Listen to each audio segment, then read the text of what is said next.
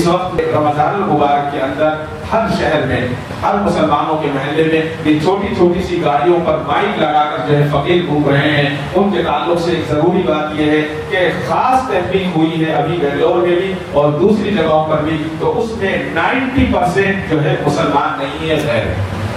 تو ہم لوگ ان کے ہاتھ پیر کو دیکھ کر، یہ فقیر جو ہے یہ حقیقت میں یہ محتاج نہیں ہے، یہ مستقل جو ہے کمرشل فقیر ہیں اور یہ نشہ کرنے والے لوگ ہیں۔ تو اپنے محنت کی کمائیوں کو ایسے لوگوں کو نہ دیں بلکہ ان کو خاموشی کے ساتھ بھیج دیں۔ اپنے محنت کے پیسے جو ہمارے زکوٰۃ ہماری ہے، سب سے پہلے رشتہ داروں میں تلاش کریں، اس کے بعد آپ کے محلے میں کچھ ایسی بھی عورتیں ہوں گی جو عورتیں کسی کے سامنے ہاتھ نہیں پھیلا سکتی، عزت دار عورتیں ہوتی ہیں، جائیں اور نہیں جا سکتے خاموشی کے ساتھ ان کے گھر پر راشن پہنچا دیں، خاموشی کے ساتھ ان کے ہاں کچھ پیسے پہنچا دیں۔ زبان سے ہمیں کسی کی دعا لینے کی ضرورت نہیں ہے، جب پہنچے گا اور دل سے دعا نکلے گی وہی ہمارے لیے کافی ہے۔ ألا بذكر الله تطمئن القلوب۔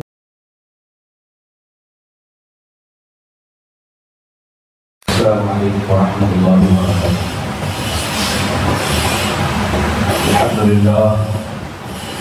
الحمد لله نحمده ونستعينه ونستغفره ونؤمن به ونتوكل عليه ونعوذ بالله من شرور أنفسنا ومن سيئات أعمالنا من يهده الله فلا مضل له ومن يضلله فلا هادي له ونشهد أن لا إله إلا الله وحده لا شريك له ونشهد أن سيدنا وسندنا وشفيعنا وحبيبنا ومولانا محمدا عبده ورسوله۔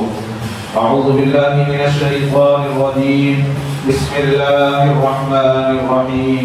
شهر رمضان الذي أنزل فيه القرآن هدى للناس وبينات من الهدى والفرقان فمن شهد منكم الشهر فليصم۔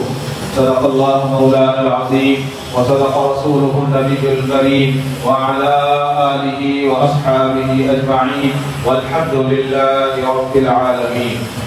بے زبانوں کو جب وہ زبان دیتا ہے، بے زبانوں کو جب وہ زبان دیتا ہے، پڑھنے کو پھر وہ قرآن دیتا ہے۔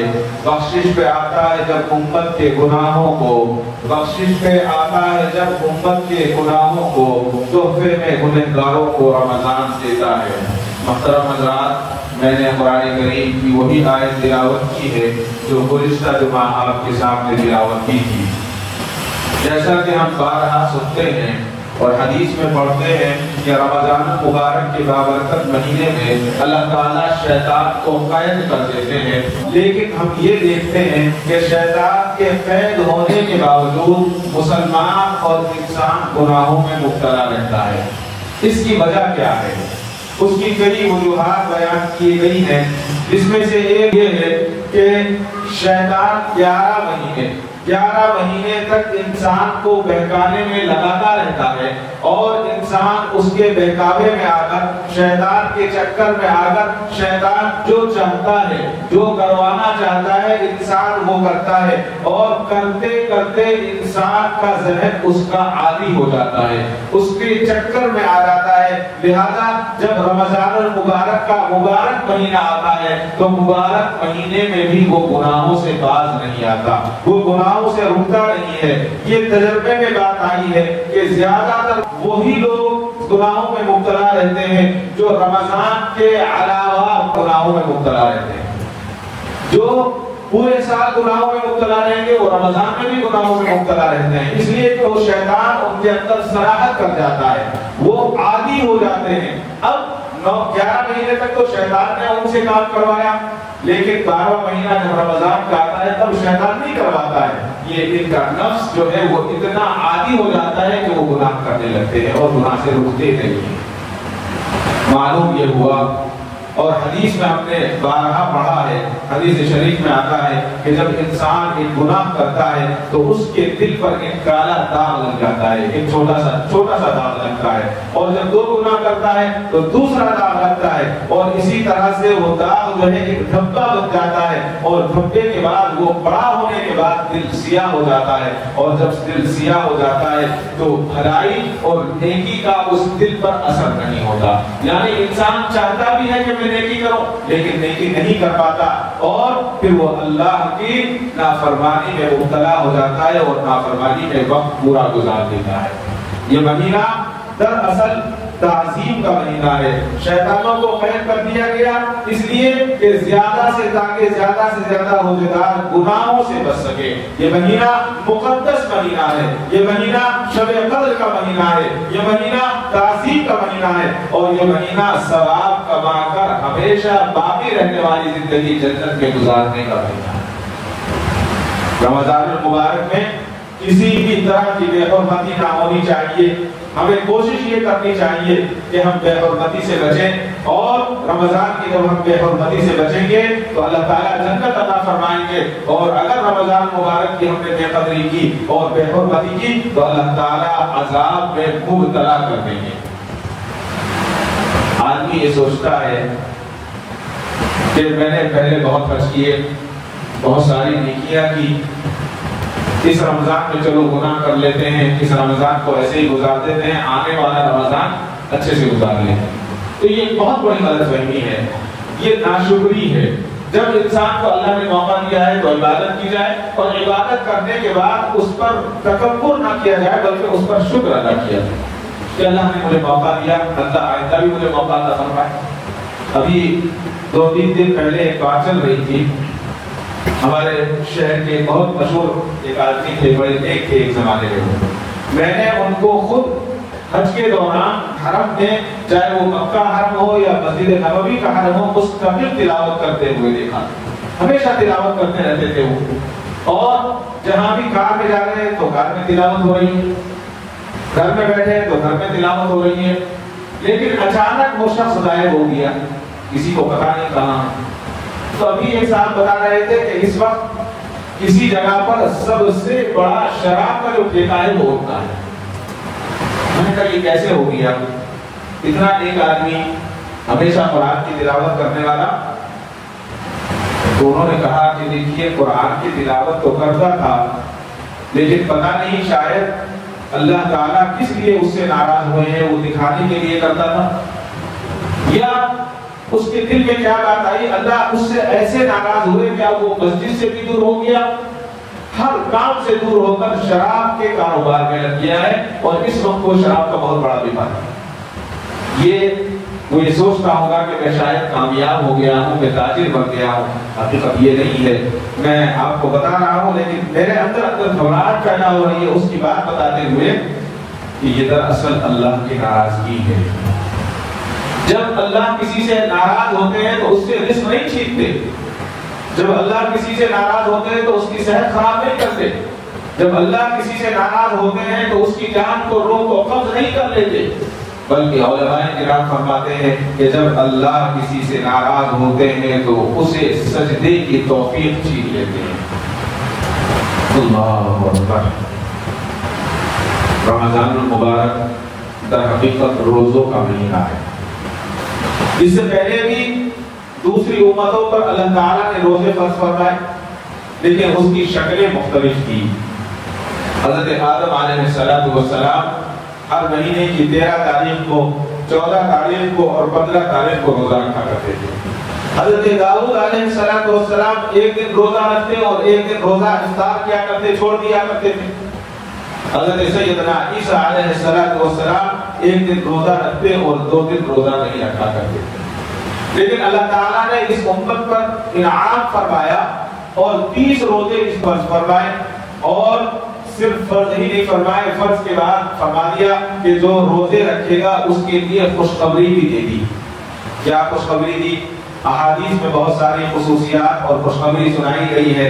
فرمایا جس نے اس طرح روزہ رکھا جس طرح روزہ رکھنے کا حق ہے، یعنی روزے کے تمام آداب کو ملحوظ رکھتے ہوئے اس نے روزہ رکھا، یعنی پیٹ کو کھانے پینے سے اور اپنے نفس کو اپنی نفسانی خواہشات سے بچایا، اعضاء کو گناہوں سے باز رکھا، اور روزہ اللہ تعالیٰ کے فضل و کرم سے ان تمام گناہوں کو وہ روزہ کفارہ ہوگا، یعنی اللہ تعالیٰ اس کو معاف فرما دیتے ہیں اس روزے کی برکت سے۔ اور ایک حدیث میں ہے اللہ تعالیٰ ارشاد فرماتے ہیں کہ روزہ میرے لیے ہے اور میں ہی اس کا بدلہ دوں گا۔ محدثین فرماتے ہیں جس کا مطلب یہ ہے کہ روزے کا بدلہ خود اللہ تبارک و تعالیٰ عطا فرمائے۔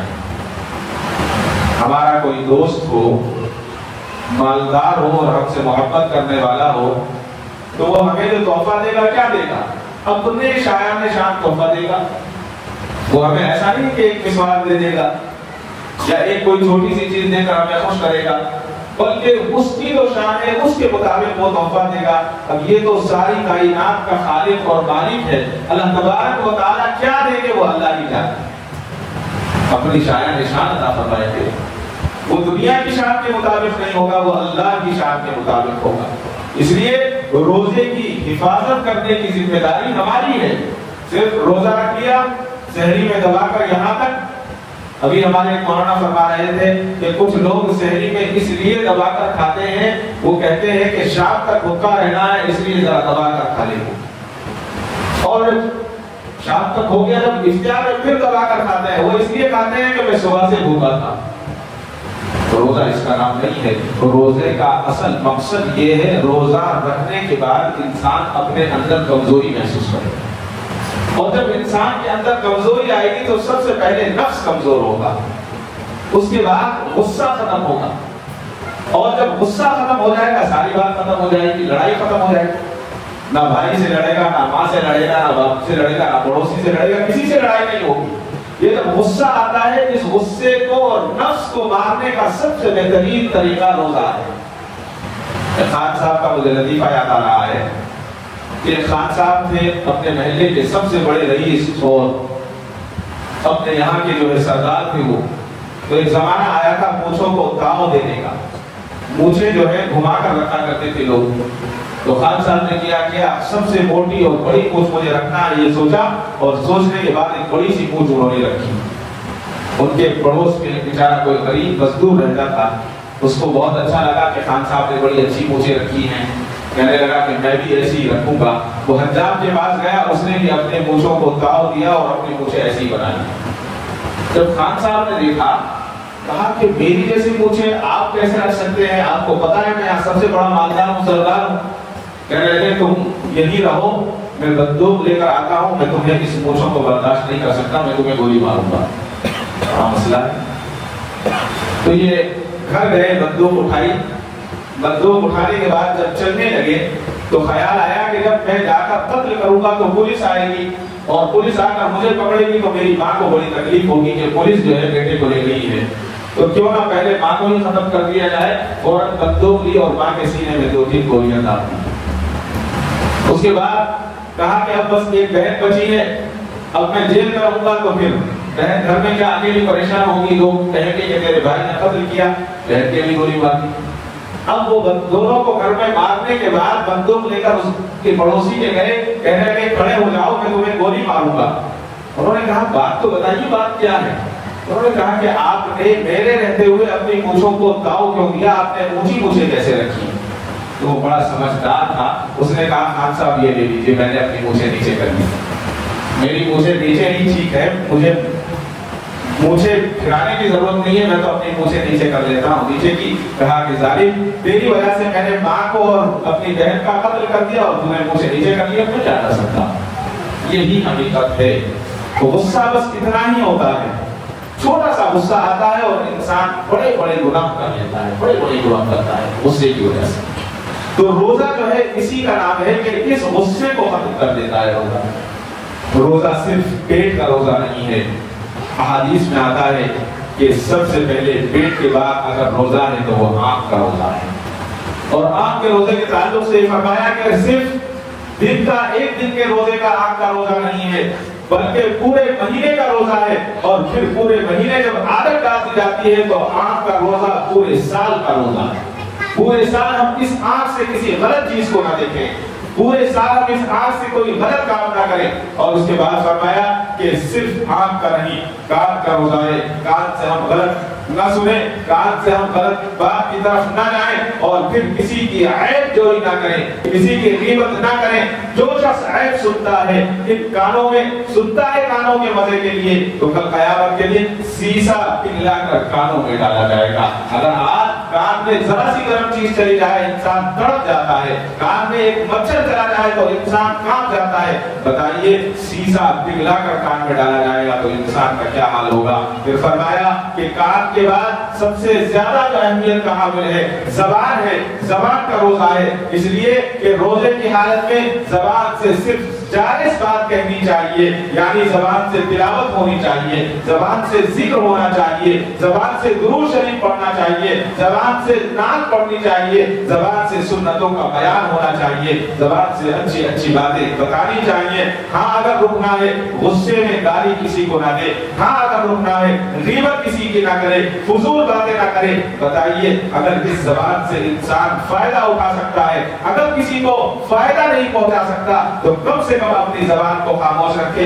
علماء کرام فرماتے ہیں کہ ایک گلاس پانی میں ایک چمچ نجاست کا ڈال دیا جائے تو پورا پانی ناپاک ہو جاتا ہے. فرماتے ہیں اسی طرح سے جب یہ زبان بے حیائی پر آ جاتی ہے، جب یہ زبان گالی دینے لگتی ہے، جب یہ زبان بدگمانی بدتمیزی کرنے لگتی ہے، فرماتے ہیں کہ 7 سمندر کے پانی سے اس زبان کو دھویا جائے تو وہ زبان صاف نہیں ہوگی، وہ زبان گندی ہی رہتی ہے.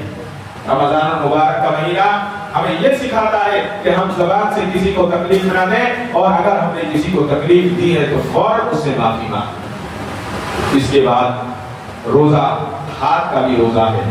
ہاتھ کا روزہ یہ ہے کہ ہمارے ہاتھوں سے کسی کو تکلیف نہ پہنچے، بلکہ نیک کام ہونے چاہیے. ہم ان ہاتھوں سے قرآن کو چھوئیں، ان ہاتھوں سے مسجد کی طرف جائیں، ان ہاتھوں سے دوسرے لوگوں سے مصافحہ کریں، اور ایک دوسرے سے مصافحہ کرنے کے بعد ایک دوسرے کو دعائیں دیں. جب ہم ایک دوسرے سے مصافحہ کریں گے، ایک دوسرے کو دعائیں دیں گے تو ہمارے ہاتھ کے گناہ بھی ختم ہو جائیں. یہ ہاتھ کا روزہ ہے. اور بہت ساری چیزیں ہیں. یتیموں کے تعلق سے فرمایا کہ اس روزے کی حالت میں یتیم پر ہم جو ہے اس پر محبت کی نظر ڈالیں، اس کے سر پہ ہاتھ رکھیں. جس کا باپ نہیں ہے، جس کی ماں نہیں ہے، اس سے محبت کریں جتنے اس کے سر پر بال ہوں گے اللہ تعالیٰ اتنی نہیں جانا پڑتا. بیواؤں کا خیال رکھیں، مسکینوں کا خیال رکھیں. جب یہ خیال کریں گے تو پھر اللہ تبارک و تعالیٰ ہمارے ان روزوں میں نور پیدا فرمانے کے، ان روزوں میں لذت آنے لگے گی اور روزے کا مزہ ہمیں محسوس ہونے لگے گا.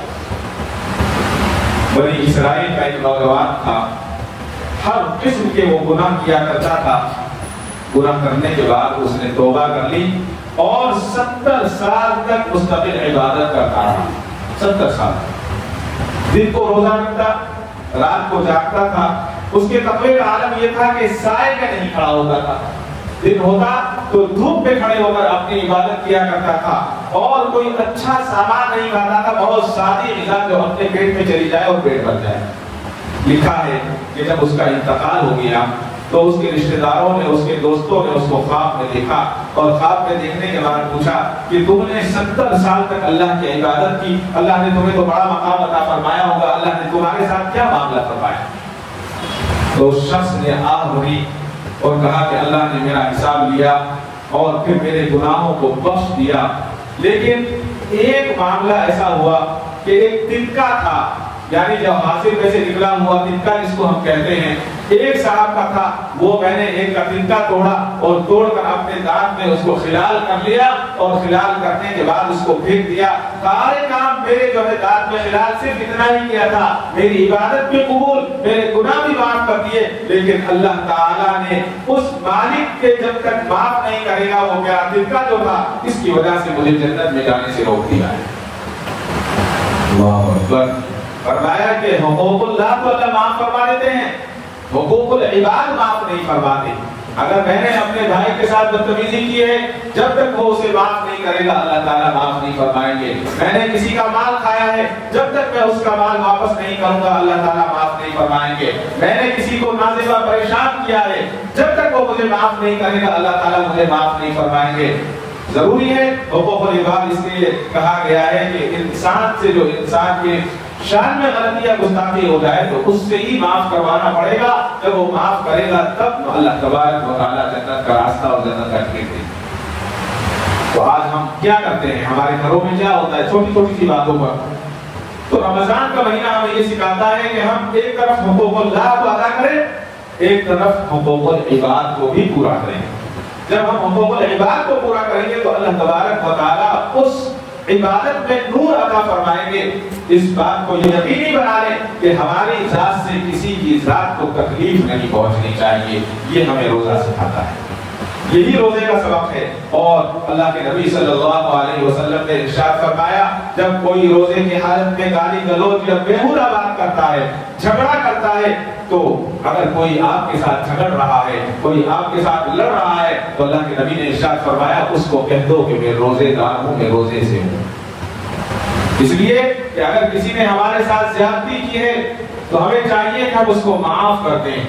جب ہم اس کو معاف کریں گے تو اللہ تعالیٰ معاف کرنے والے کو بڑا پسند کرتے ہیں. ہمیں معاف کر دینا چاہیے. ہوتا ہے چلتے پھرتے کسی نہ کسی سے ٹکر ہو جاتی ہے, لیکن یہاں اللہ کے نبی فرماتے ہیں کہ روزے دار روزے کی حالت میں اگر کسی سے انکم ہو جائے تو اس سے کہہ دے کہ میں روزے دار ہوں. اور اسی طرح سے فرمایا کہ روزے کا چھوڑنا جو ہے وہ کتنا بڑا گناہ ہے. فرمایا کہ اگر ایک روزے کی فضیلت کا یہ پتہ چل جائے کہ ایک روزے کو چھوڑنے کا کتنا بڑا گناہ ہے, اور اگر ایک روزہ چھوڑ کر ہم ساری زندگی بھی روزہ رکھتے رہیں تو سچائی یہ ہے کہ اس کا کفارہ ادا نہیں ہو سکتا, ادا نہیں ہو سکتا.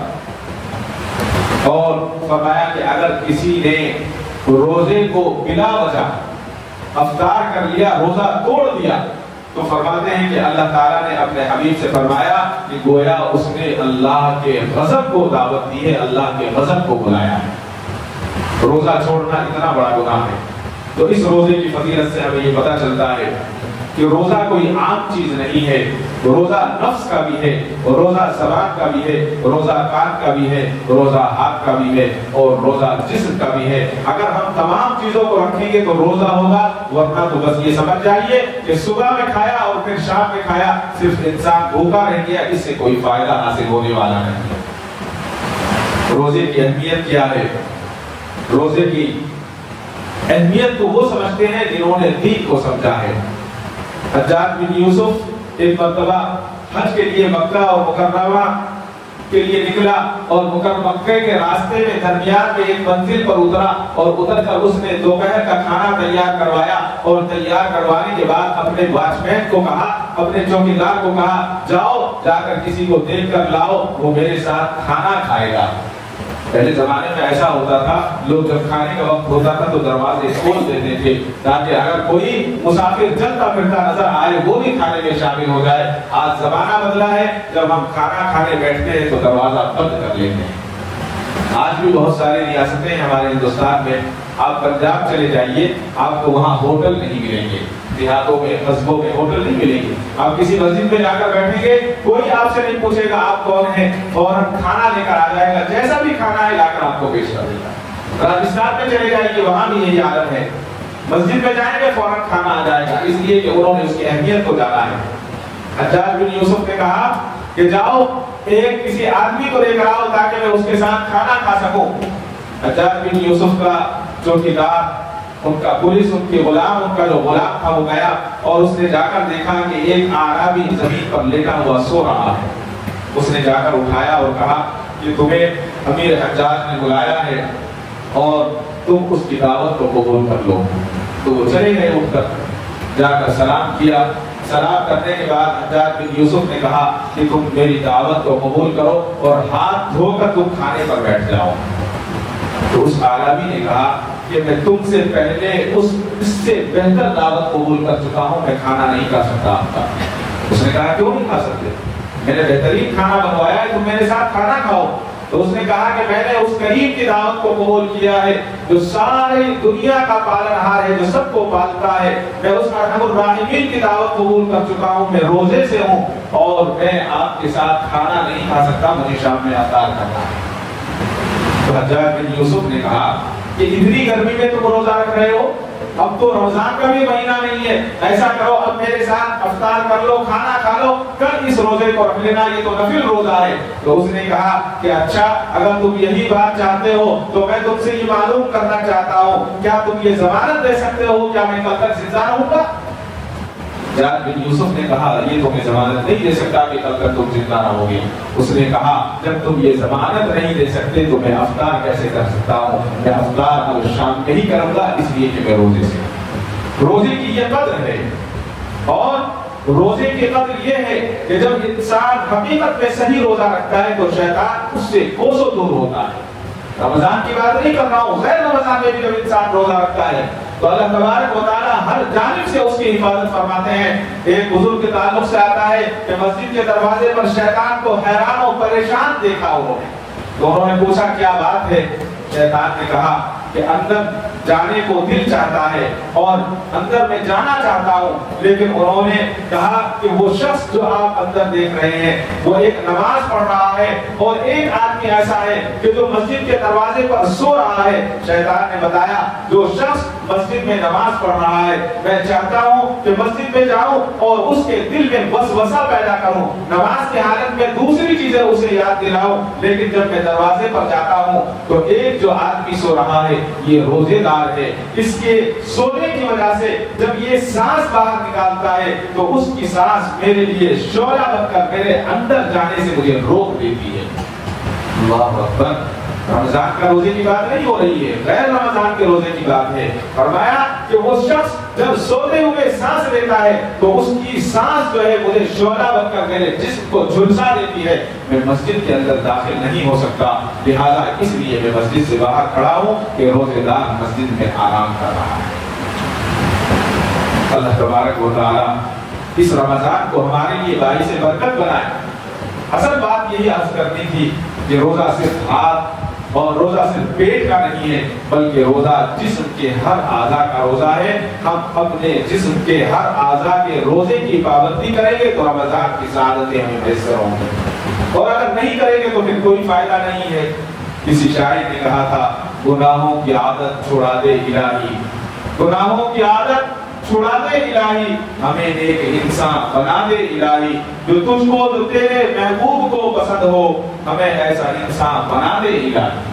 اللہ سے ہمیں یہی دعا کرنی چاہیے، ہم ایک دوسرے کے بھائیوں کے لیے بھی دعا کریں، اور خصوصاً رمضان المبارک میں لڑائیوں سے دور رہیں، اور اس کے ساتھ ساتھ ایک بات یاد رکھیں کہ اپنے رشتہ داروں میں اپنے مسلمان بھائی سے 3 دن سے زیادہ کلام کرنا بند کرنا یہ اللہ کو بالکل پسند نہیں ہے۔ اگر کسی سے ہماری متبھیڑ ہے، کسی سے ہمارے دل میں میل آ گیا ہے تو معافی خود مانگ لیں، معافی مانگنے والا سب سے بڑا ہوتا ہے، اور اگر معاف کرنے والا اسے معاف کر دیتا ہے تو وہ اس سے بھی بڑا ہوتا ہے۔ معاف کرنے سے اللہ تعالیٰ خوش ہوتے ہیں، اللہ تعالیٰ کی رحمت متوجہ ہوتی ہے، اور جب رحمت متوجہ ہو جاتی ہے تو اللہ تبارک و تعالیٰ اس دنیا کی مختصر سی زندگی کو گلزار بنا دیتے ہیں، باغ کی زندگی بنا دیتے ہیں، جنت کی زندگی بنا دیتے ہیں۔ اللہ تعالیٰ مجھے اور آپ کو کہنے سننے سے زیادہ عمل کی توفیق عطا فرمائے۔ آخری بات یہ عرض کرنی ہے کہ اس وقت جو ہے ہمارے رمضان المبارک کے اندر ہر شہر میں، ہر مسلمانوں کے محلے میں یہ چھوٹی چھوٹی سی گاڑیوں پر مائک لگا کر جو ہے فقیر گھوم رہے ہیں۔ ان کے تعلق سے ایک ضروری بات یہ ہے کہ خاص تحقیق ہوئی ہے ابھی بنگلور میں بھی اور دوسری جگہوں پر بھی، تو اس میں 90% جو ہے مسلمان نہیں ہے، غیر۔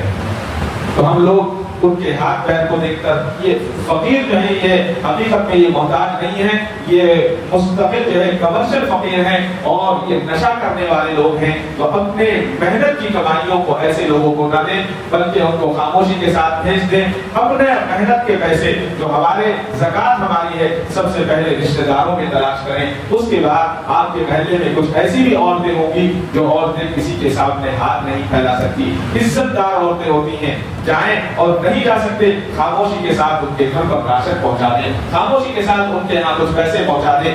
زبان سے ہمیں کسی کی دعا لینے کی ضرورت نہیں ہے، جب پہنچے گا اور دل سے دعا نکلے گی وہی ہمارے لیے کافی ہے۔ حضرت اما عائشہ نے اپنے بھانجے کو بلایا اور بلا کر کہا کہ جاؤ فلاں صحابی کے پاس جاؤ، یہ سونے کی اشرفیاں ہیں، لے جا کر ان کو دو، لیکن دو کام کرنا، ایک کام تو یہ ہے کہ ان کے ہاتھ میں نہ دینا بلکہ یہ اشرفی کی تھیلی ان صحابی کے بستر پر رکھ دینا، اور دوسرا ان کو میرا سلام نہ کہنا، اور تیسری بات فرمائی کہ ان کے دعا کی درخواست نہ کرنا۔ بڑا عجیب معاملہ ہے۔ اما عائشہ نے فرما دیا، حضرت اما عائشہ کے کہنے کے حکم کے مطابق آپ کے بھانجے گئے، ان صحابی سے ملے، ان صحابی کے برابر میں بیٹھے، وہ سونے کی اشرفیاں ان کے پاس رکھ دی، اور رکھنے کے بعد کہا کہ اچھا میں چلتا ہوں۔ واپس آ گئے، واپس آنے کے بعد پوچھا اما جان آپ نے، خالہ جان آپ نے جو کہا تھا میں نے کر دیا، لیکن بات سمجھ میں نہیں آئی۔ فرمایا کہ وہ اللہ کے نبی صلی اللہ علیہ وسلم کے صحابی تھے، اگر تم اپنے ہاتھ سے ان کو اشرفیاں دے دے تو تمہارا ہاتھ اوپر ہو جاتا، ان کا ہاتھ نیچے ہوتا، اس لیے میں نے یہ کہا کہ ان کے ہاتھ میں نہ دینا بلکہ بستر پر رکھ دینا۔ اور دوسری بات، میں نے سلام اس لیے نہیں کہلوایا، گویا وہ سمجھ جاتے کہ اما عائشہ نے بھیجے ہیں تو وہ مجھے سلام کا جواب بھی دیتے، اور اگر دعا کی درخواست کرتی تو وہ یہ فوراً دعا کرتے، تو گویا میں دنیا ہی میں اس کا بدلہ پا لے گی۔ اتنی اونچی بات فرمائی، سونا بھی دیا لیکن ہاتھ میں نہیں دیا بلکہ برابر میں رکھ دیا، سلام بھی نہیں کہلوایا۔ اس لیے کہ مسلمان پر جب احسان کرتا ہے تو اللہ تعالیٰ خوش ہوتے ہیں۔ مسلمان بندہ تو خوش ہوتا ہی ہے، جب مسلمان پر احسان کرتا ہے اللہ خوش ہوتے ہیں، اور جب اللہ تعالیٰ خوش ہو جائیں گے تو ہماری دنیا بھی آسان ہو جائے گی اور آخرت بھی آسان ہو جائے گی۔ تو خصوصاً ایسے فقیر، ان فقیروں سے بچا جائے، اور گھروں کے اندر بھی ان کو داخل نہ ہونے دیا جائے ایسی طرح کی عورتوں کو، بلکہ اپنے محلے میں، اپنے رشتہ داروں میں، یا پھر ایسی جگہوں پر جہاں آپ کے دل کو اطمینان ہو وہاں آپ دیں، اور تحقیق کے ساتھ دیں، بغیر تحقیق کے ساتھ نہ دیں، اس لیے کہ تحقیق کرنا بھی سنت ہے، یہ بھی ضروری ہے، آپ تحقیق کے ساتھ دیں، غیروں کو نہیں اپنوں کو کھلائیں، اپنوں کی خدمت کریں تو اللہ تبارک و تعالیٰ اس کی برکتیں عطا فرمائیں گے۔ اللہ تعالیٰ مجھے اور آپ کو کہنے سننے سے زیادہ عمل صالح کی توفیق عطا فرمائے۔ وآخر دعوانا الحمدللہ رب العالمین۔ کعبے پہ پڑی جب پہلی نظر، کیا چیز ہے دنیا بھول گیا، کیا چیز ہے دنیا بھول گیا۔